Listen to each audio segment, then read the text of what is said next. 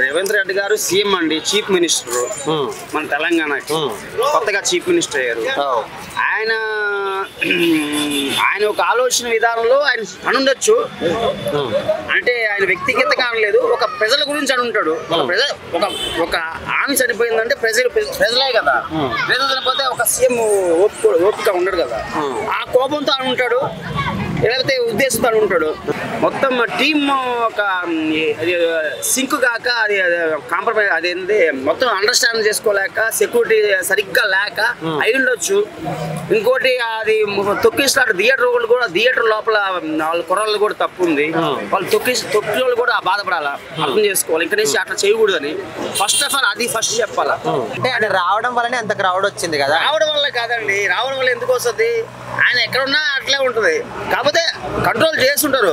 ఈ తొక్కిస్లాట్ అనేది కావాలని చేస్తారు.